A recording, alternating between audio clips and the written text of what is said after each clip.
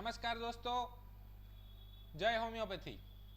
धीरे धीरे हमारी दवाइयों की संख्या बढ़ती जा रही है और दवाइयों की संख्या का कोई बहुत ज़्यादा महत्व नहीं है। महत्व है सोच का, कि इसके साथ साथ हमारी सोचने की शक्ति भी डेवलप हो, किस तरह से होम्योपैथी सोचना है वो भी डेवलप हो। तो उसी के लिए एक अलग कंडीशन में किस तरह से होम्योपैथी सोचा जाता है, उसी के लिए आज का ये दवाई ओपियम। बहुत सुना होगा, कोमेटोज कंडीशन में ओपियम दी जाती है, अनकॉन्शियस पेशेंट में ओपियम दी जाती है। कभी दिया? और दिया तो रिजल्ट मिला? हमें तो नहीं मिला।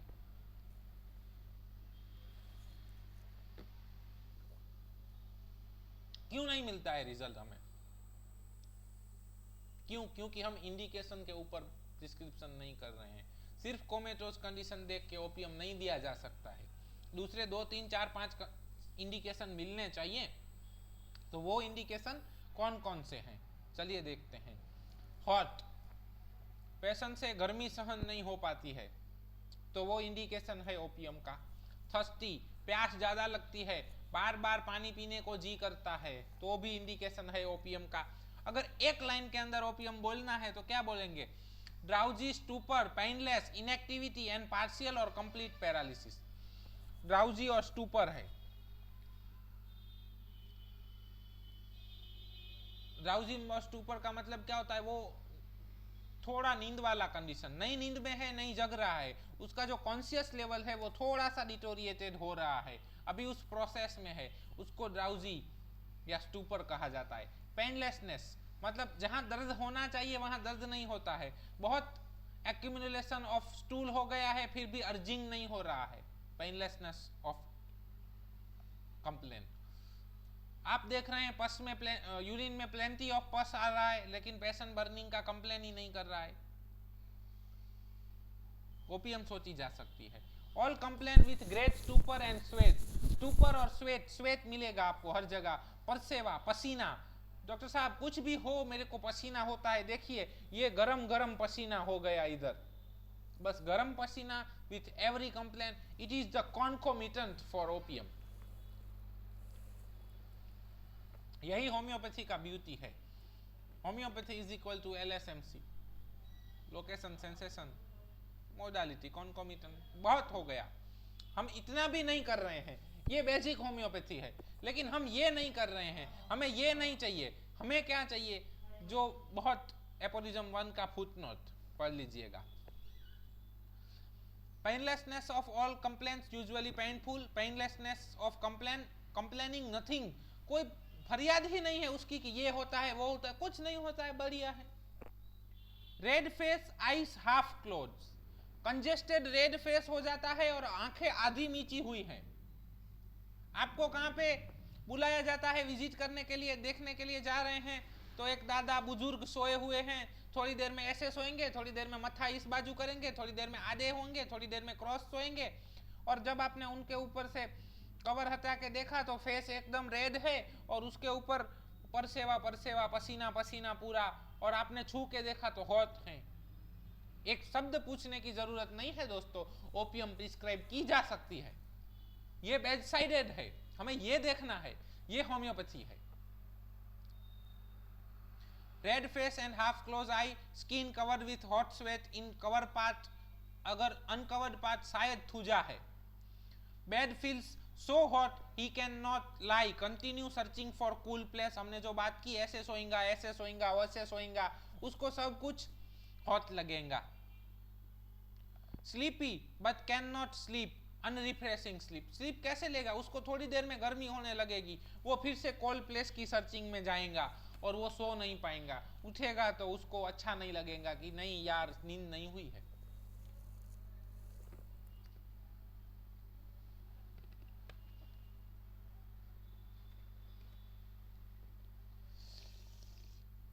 Obstinate constipation, stool hard and black.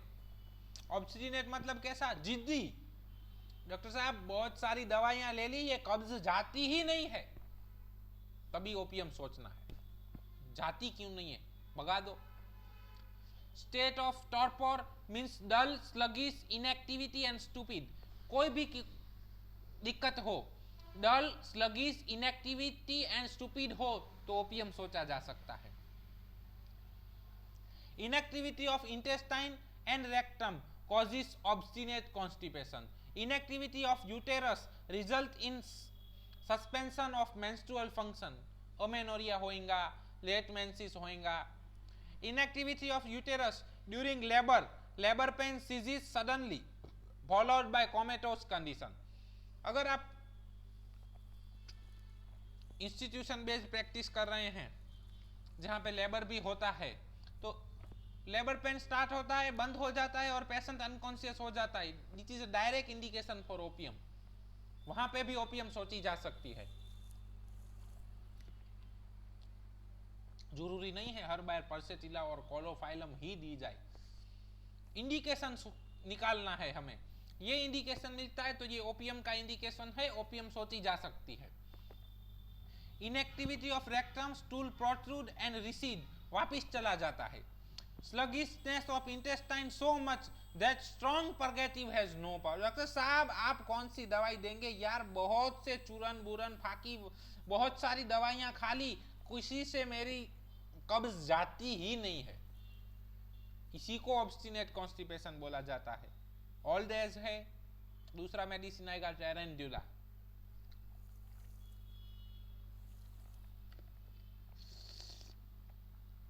Bladder has no power to expel urine through the distended, must use catheter। हमारे पास एक मरीज आए थे, डॉक्टर साहब क्या करें, पिताजी को हर 2-3-4 दिन हो जाने के बाद यूरिन निकलता नहीं है, सब रिपोर्ट्स करवा दिए, रिपोर्ट्स नॉर्मल आ रहे हैं, थोड़ा सा प्रोस्टेट सूजन वाला है, लेकिन डॉक्टर साहब ने बोला उससे पेशाब बंद नहीं होगी, लेकिन पिताजी पेशाब कर ही नहीं पा रहे हैं, हमें वो कैथेटर डाल के पेशाब करवानी पड़ती है। बस ऐसा आपके पास आए ओपियम, एक बार जरूर सोचिएगा। ये वीडियो जब आप बार बार देखेंगे ना, तो आप इसके साथ फैमिलियर हो जाएंगे। अगर ऐसे पीछे से इधर से कोई अब निकले तो मैं नहीं पहचान पाऊंगा, लेकिन अगर मेरे मम्मी माताजी निकले ना तो मैं तुरंत पहचान लूंगा। क्यों? उनको मैंने बार बार देखा है, बचपन से मैं अपनी माताजी को देखता आ रहा हूं, उनको नहीं पहचानूंगा। इसी तरह अगर आप बार बार इन मेडिसिन को देखेंगे, पढ़ेंगे, चिंतन करेंगे, मनन करेंगे, श्रवण करेंगे, तो पेशेंट के अंदर थोड़ा सा भी झलक दिखाई देगा ओपियम का, आप तुरंत पकड़ लेंगे ये तो माताजी ही हैं। समझ आ रहा है? लेकिन क्या करें, हमारे यहाँ तो एक बार भी नहीं देखा जा रहा है लोगों से। अच्छा काम, सच्चा काम किसी को पसंद नहीं है साथियों। बहुत कम लोग होते हैं जिनको भगवान ताकत देते हैं काम करने की।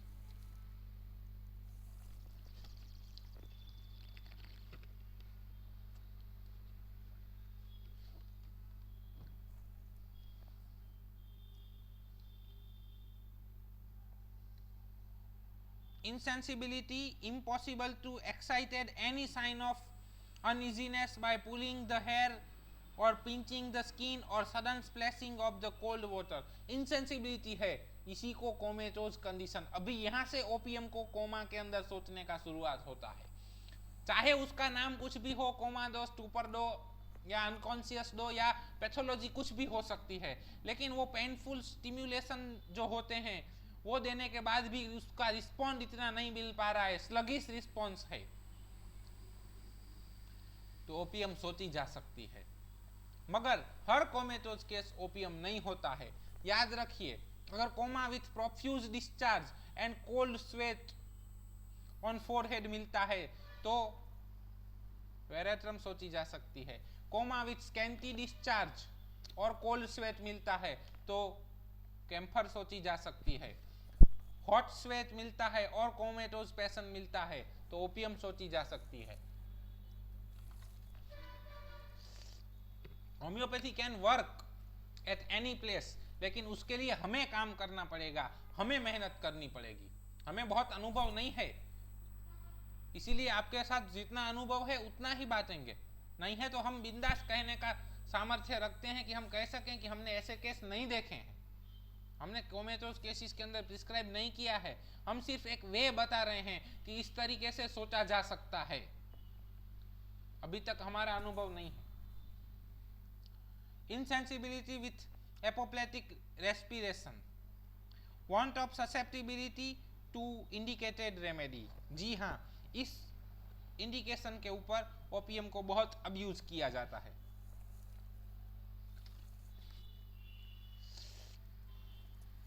दवाई दी, इफेक्ट नहीं मिल रहा है, पेशेंट ससेप्टिबल नहीं है, एक काम करो, एक डोज ओपीएम का दे दो, उसके बाद दवाई दो। नहीं, अगर ओपीएम के दूसरे 2-4 इंडिकेशन हैं और ससेप्टिबिलिटी कम है तो वहां पे इंडिकेटेड होती है ओपीएम, और तभी ओपीएम दी जानी चाहिए। ये एक इंडिकेशन है, एक इंडिकेशन के ऊपर प्रिस्क्राइब नहीं करना है, कम से कम 3-4-5 इंडिकेशन ओपीएम के मिलने चाहिए। Breathing slow, serious and irregular. आप कहाँ पे विजिटिंग में जाते हैं, चाहे आईसीयू का विजिट लिया हो, हॉस्पिटलाइजेशन पेशेंट का विजिट लिया हो, और ब्रीदिंग देखते हैं तो स्लो ब्रीदिंग है, इरेग्युलर ब्रीदिंग है। ये सब हम आपको ऑब्जर्वेशनल सिम्टम बताने जा रहे हैं कि होम्योपैथी ये नहीं है कि पेपर पेन लेके ऐसी चैम्बर में बैठे पेशेंट को पूछते गए और लिखते गए। नहीं, विदाउट पेशेंट को बोले, पेशेंट एक शब्द भी नहीं बोलेगा, फिर भी होम्योपैथी हो सकता है। इसके लिए एक बहुत अच्छा बुक आता है डॉक्टर अजीत कुलकर्णी साहब का, शायद बॉडी लैंग्वेज एंड होम्योपैथी। बहुत आगे उस पर पढ़ाई कर सकते हैं आप, वो भी एक वे है प्रिस्क्रिप्शन का। सबके लिए पहले बेसिक पढ़ो। Eyes glistening, face puffed red, oedematous red, congested face होगा, head hot, limbs cold. Head hot रहेगा, लिम्स कोल्ड रहेंगे, तो एग्जामिनेशन करना है, छू के देखना है। प्यूपिल्स कॉन्ट्रैक्टेड, प्यूपिल्स का एग्जामिनेशन भी करना है। हनीमैन कहीं पे भी नहीं कहते हैं कि आपको स्टेथो नहीं रखना है या प्यूपिल्स एग्जामिनेशन नहीं करना है। एपोरिज्म नंबर 5-6 के अंदर हनीमैन साहब हमें यही इंडिकेट कर रहे हैं कि एग्जामिनेशन किए बिना दवाई नहीं देनी है, पूरे का पूरा एग्जामिनेशन कीजिए। कल हमने आपको बताया था अंतिम ताज का केस नेट्रम सल्फ के वीडियो के अंदर कि एग्जामिनेशन के अंदर रैटलिंग साउंड मिला। उसी तरह से अगर कॉन्ट्रैक्टेड प्यूपिल मिलते हैं, स्लो ब्रीदिंग है और कोमेटोज पेशेंट है, 3 इंडिकेशन मिले, ओपीएम प्रिस्क्राइब किया जा सकता है। प्यूपिल कॉन्ट्रैक्टेड मिले, हेड हॉट मिला, लिम्स कोल्ड मिले और हॉट स्वेट मिला आपको कवरिंग पार्ट के ऊपर, तो भी ओपीएम प्रिस्क्राइब किया जा सकता है, चाहे पेशेंट कुछ बोले या ना बोले।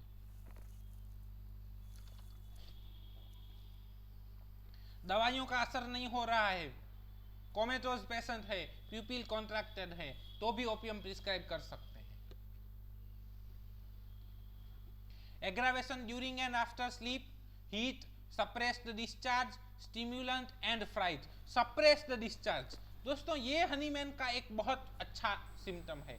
कोई भी डिस्चार्ज को सप्रेस कीजिए, बहुत सारी दवाइयों के अंदर आएगा कि दिक्कतें बढ़ जाती हैं। क्यों? क्योंकि हमारे अंदर जो डिसीज है वो भी डायनेमिक फॉर्म में है, वाइटल फोर्स भी डायनेमिक फॉर्म में है और मायाजम भी डायनेमिक फॉर्म में है। तो जो मायाजम का जो नेगेटिव एनर्जी है उसका जो पार्ट बढ़ जाता है, तो उसको कम करने के लिए बॉडी डिस्चार्ज बढ़ाता है और उस डिस्चार्ज के साथ वो एनर्जी को बॉडी इवोपरेट करता है। लेकिन जब हम उस डिस्चार्ज को सप्रेस करते हैं तो वो मायाजम का नेगेटिव एनर्जी बॉडी के अंदर बढ़ जाता है, दिक्कतें बढ़ जाती हैं। Amelioration from cold, uncovering, constant walking. आपने कहीं विजिट किया, एडमिटेड पेशेंट है, बोलते हैं साहब अनकॉन्शियस है, लेकिन उठाते हैं तो चद्दर बार बार निकाल देते हैं पैरों से। आपने देखा प्यूपिल कॉन्ट्रैक्टेड है, 3 सिम्टम मिल गए, ओपीएम प्रिस्क्राइब किया जा सकता है। लेकिन इंडिकेशन निकालो, सिर्फ कोमेटोज अनकॉन्शियस देख के हमें ओपीएम नहीं दे देना है। इंडिकेशन है तो ओपीएम देना है, नहीं है तो नहीं देना है। अपने सिद्धांतों के साथ स्टिक रहिए। शॉर्टकट क्यों ढूंढने जा रहे हैं? सर पेशेंट कुछ बोलता ही नहीं है, पेशेंट कुछ बताता ही नहीं है, थर्मल, एम्बीथर्मल, डिजायर एवर्जन नहीं है, स्लीप पोजीशन नॉट स्पेसिफिक। तो स्पेसिफिक है क्या, निकालो ना, इसका मतलब आपको नहीं आ रहा है।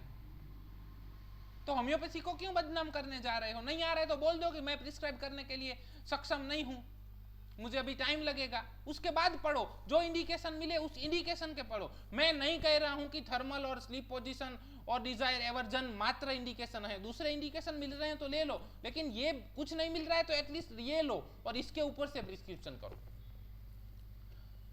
Painful menses forced her to bending double with urging to stool. Urging to stool किसी भी कंप्लेन के साथ आएगा, ये कॉन्कोमिटेंट है ओपियम के लिए।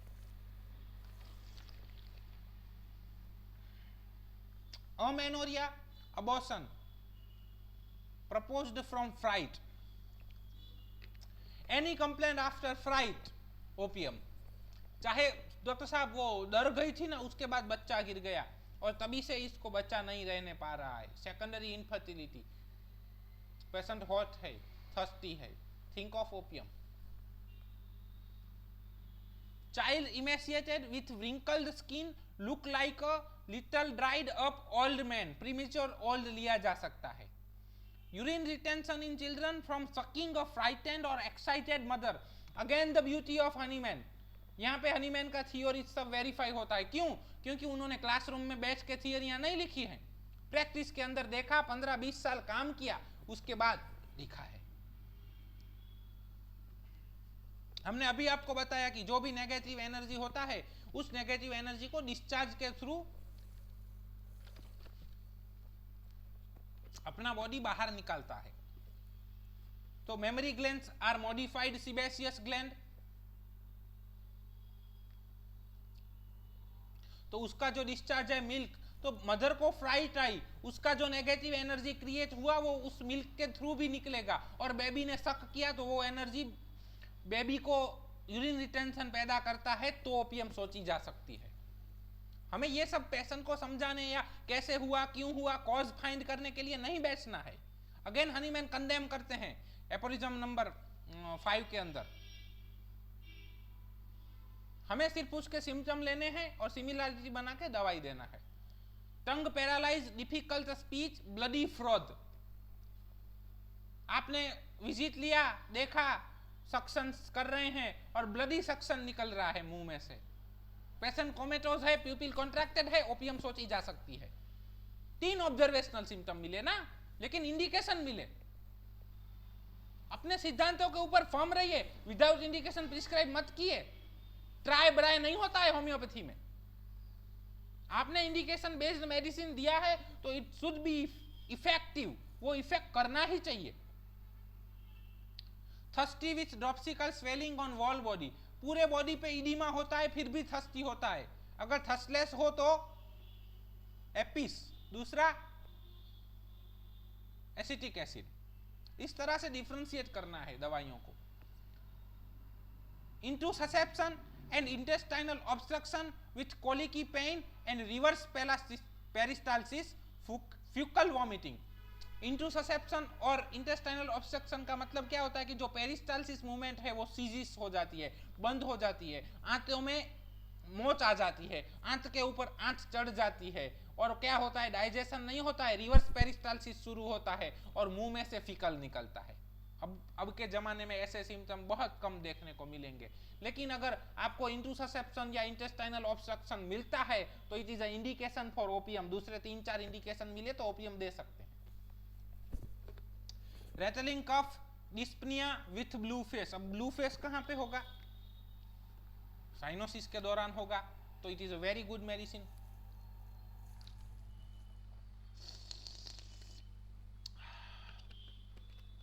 डिफिकल्टी इन ब्रीदिंग है, ऑस्कल्टेशन किया तो आपको रेटलिंग साउंड मिल रहा है और फेस ब्लू हो चुका है, 3 इंडिकेशन मिले, ओपियम सोची जा सकती है। दूसरा medicine, yes, carbo veg.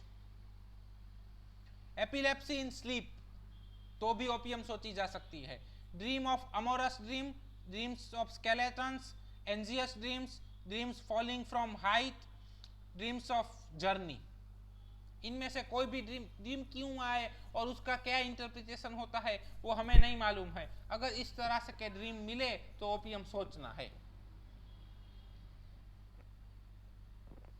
Elements from fright, fear and anger, यानी कि किसी भी इमोशन के बाद अगर दिक्कतें शुरू होती हैं तो ओपियम सोची जा सकती है।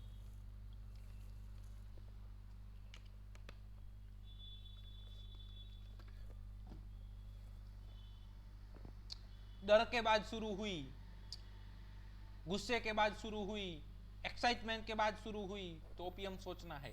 Bad effect of fear still remaining, वो डॉक्टर साहब 5 महीने पहले उसने भाव किया था पीछे से और तब से ये बच्चा डर गया है, कब्ज हो चुका है, टट्टी पास ही नहीं करता है। और कैसी टट्टी होती है? बकरी के जैसी, गोल गोल। Think of opium.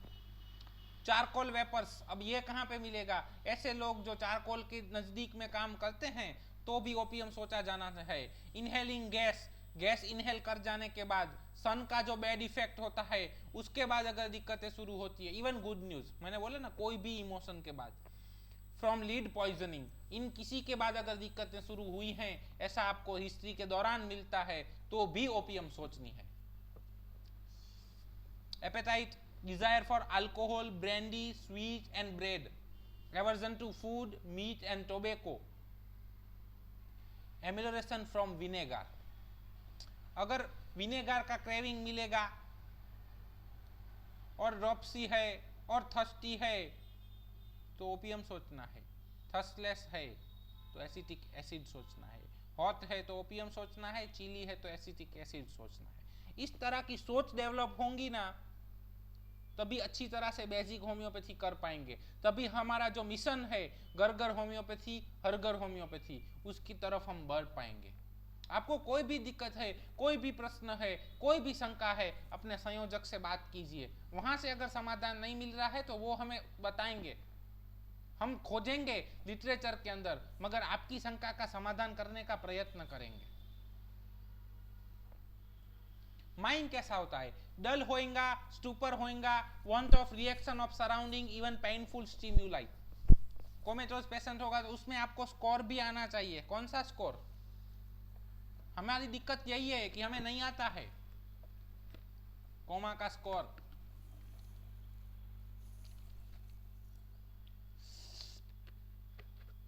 GC poor है कि नहीं है, तब आप कंसल्टेंट बन पाएंगे, तब होम्योपैथी को हम एक लेवल आगे सोच पाएंगे।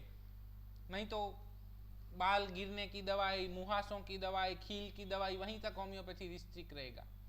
ओपियम कब यूज करेंगे? ऐसे पेशेंट में भी यूज होंगी। Unable to understand his suffering, उसको पता ही नहीं है क्या हो रहा है, बस ऐसे सुन मुन पड़ा रहेगा। बुलाएंगे तो पता नहीं चलेगा, 2-3 बार बुलाएंगे तो पता चलेगा। उसको पेनफुल स्टिम्युलेशन देंगे तो थोड़ा सा रिएक्ट करेगा, वो भी नहीं करेगा।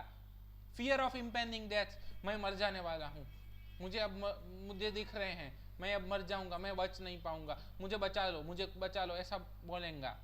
Unconsciousness with stupor, breathing, pupils contracted, face purple, hot with hot sweat. एक लाइन के अंदर फिर से ओपियम आ गया। तो इस तरह से ओपियम सोचना है। चाहे पैथोलॉजी कोई भी हो, कब्ज हो, बच्चों का हो, बड़ों का हो, वॉमिट हो, इंटूससेप्शन हो, इंटेस्टाइनल ऑब्स्ट्रक्शन हो, चाहे डायरिया हो, चाहे अनकॉन्शियस हो, कोमेटोज हो, अस्थमा हो, कोई भी नाम हो पैथोलॉजी का, हमें उससे लेना देना नहीं है। अगर 4-5-6 सिम्टम ओपियम के मिलते हैं तो ओपियम प्रिस्क्राइब कर सकते हैं। जय होम्योपैथी, जय हनीमैन, धन्यवाद। अगर आपको हमारे ये व्याख्यान अच्छे लगते हैं तो चैनल को सब्सक्राइब कीजिए और अपने दोस्तों के साथ जरूर शेयर कीजिए।